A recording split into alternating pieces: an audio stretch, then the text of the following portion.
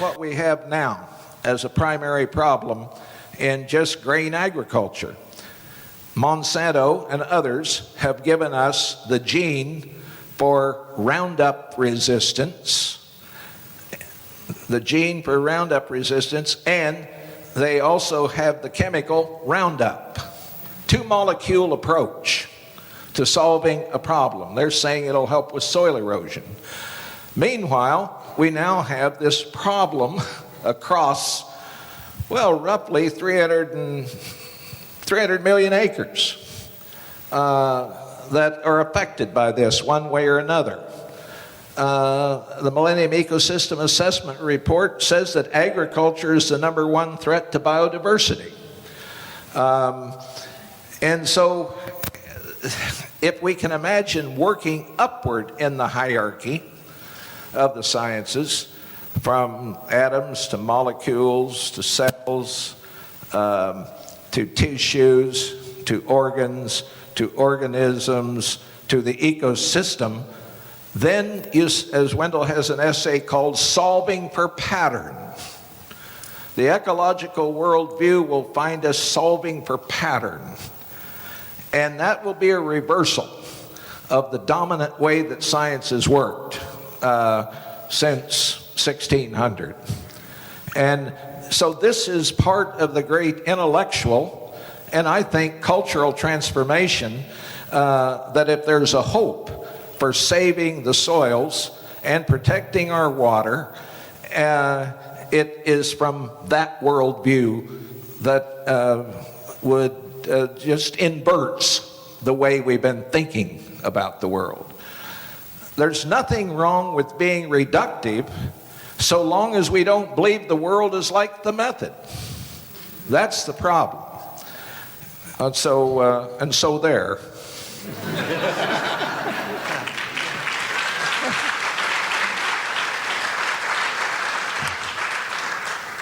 Well, the idea that if people know they're ignorant, they'll be more careful is a good idea. And again, we're working as a civilization now, contrary to that idea. We're assuring people that because they've got more information available than they've ever had before, they're going to do better than they've ever done before, which is turning out to be a big disappointment.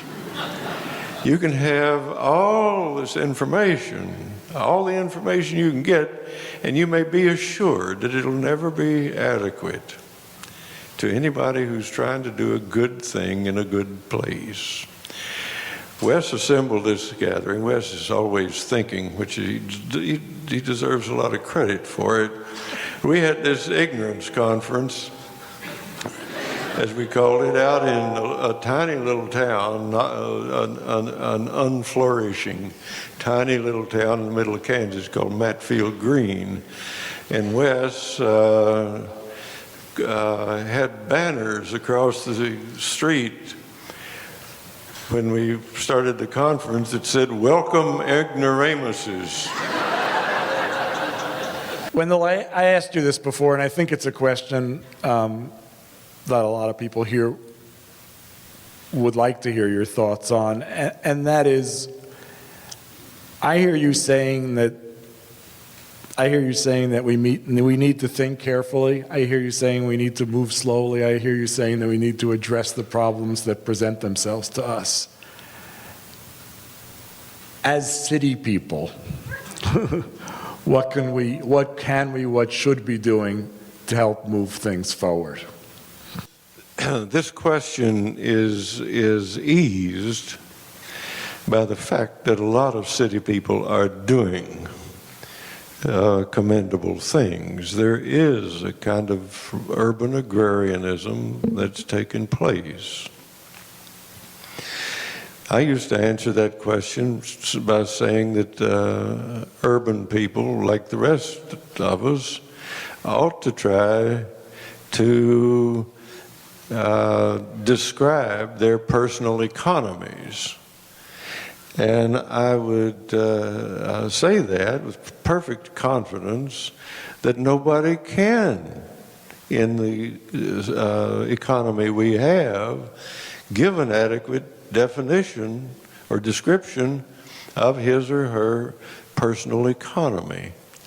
We don't know where it's all coming from. We don't know the human costs. We don't know the costs to nature. But that is still, though we can't completely answer the question, we can begin to answer it. And I'm all for willingness to begin, because the effort is instructive. We're all wrong, and this begins to veer over into kind of a kind of context of religion. We're all wrong to the extent that we take our lives and our life supports for granted. And city people have been wrong to just assume that the food would be forthcoming simply because they were hungry. It's much more complicated than that, and people have ecological responsibilities wherever they are. Ignorance is a fact, and it's good to own your ignorance and know about it, but there's a limit to how forgivable ignorance is. And if it becomes obvious to you that you have debts that you don't know about and can't pay, then I think that needs to be accepted as a responsibility and something ought to be done about it. Well, farmers markets exist in cities because people are doing that. And it's wonderful to see. It's the hope that we don't have a farm population capable of doing anything politically for itself. Industrial agriculture is an urban invention, after all. Country people didn't invent it. It was sold to them. Bad deal, but they bought it. And if we're going to have a better agriculture, it's going to come about to a very large extent because urban people become informed enough, become concerned enough to help us invent a better agriculture and to insist that the necessary things be done. So, but in saying that, I think I've taken a step beyond the old competitive model. We've assumed too easily that the country simply was in competition with the cities. The humans were in competition with the neighbor, with nature. We've assumed that the consumer and the producer were in competition. And there's just a better way. And I think that a good name for the better way is the neighborly way. Who are your neighbors? The neighbors are the people who need your help. And so there. Yeah. Yeah.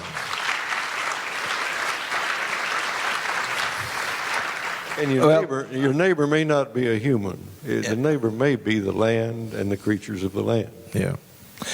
I count this as a footnote. I hope not by the furlong.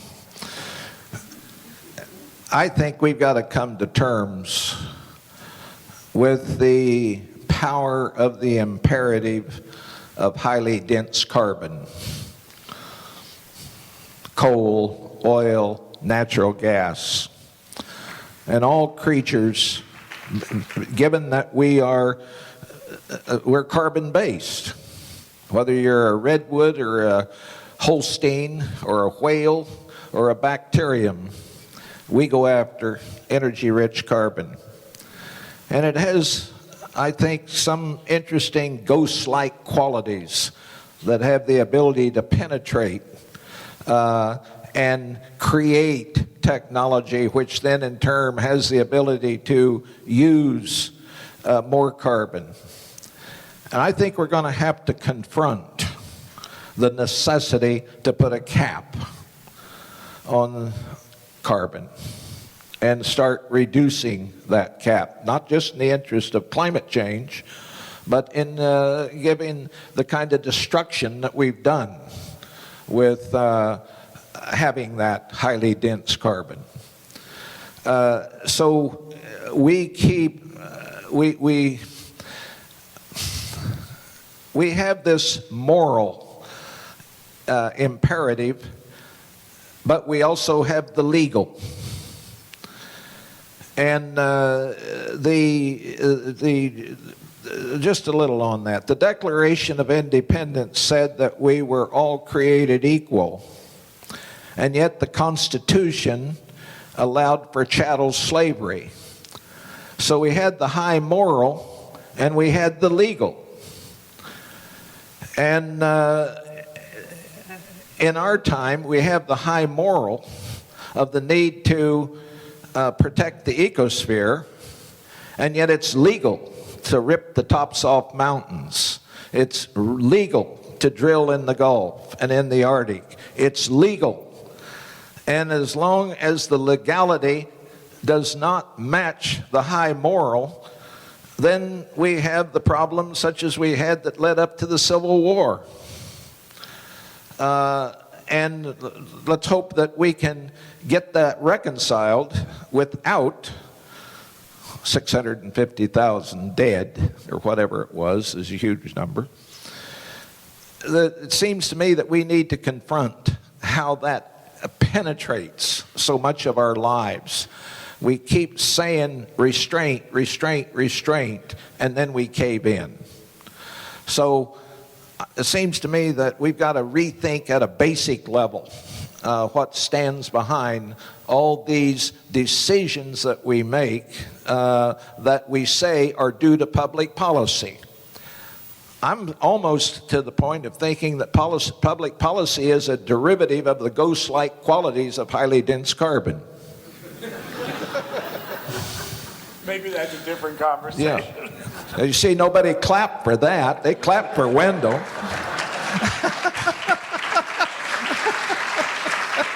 They would have clapped if you'd stopped one sentence sooner, I think. Last question, I think, and it's barely a question, but is there reason for optimism, or maybe we want to talk about the difference between optimism and hope?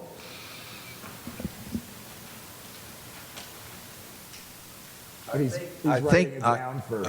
think that we both have said that we're not optimistic, but we're hopeful. That as long as you have the good examples, then there's reason to be hopeful. And so I got from you the problem with optimism and pessimism. Yeah, they're just opposite forms of the same surrender to simplicity.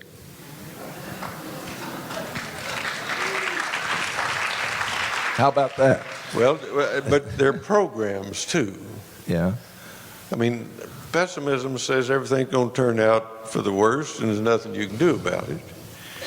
And optimists have just relaxed because they can see that everything's going to turn out for the best and there's no way you can help it. Hope is a very different thing, and it's much more lively and interesting. And we need to have hope, and we're really all under the obligation to lay out for ourselves in order to keep living, and for our successors, our children, the ones who are coming later, a ground for legitimate hope. This is not a project for the future. This is simply something we must do. And we can do it by looking around at examples and so on. But the interesting thing about hope is that it leads directly to questions of criticism and also questions of how to do good work. And no harm is going to come from trying that. Hope, I think, will keep you confined to the human realm. It's not going to suggest that you ought to do something heroic like build a bomb. He did all right on that one. I think we can thank you both and let you go.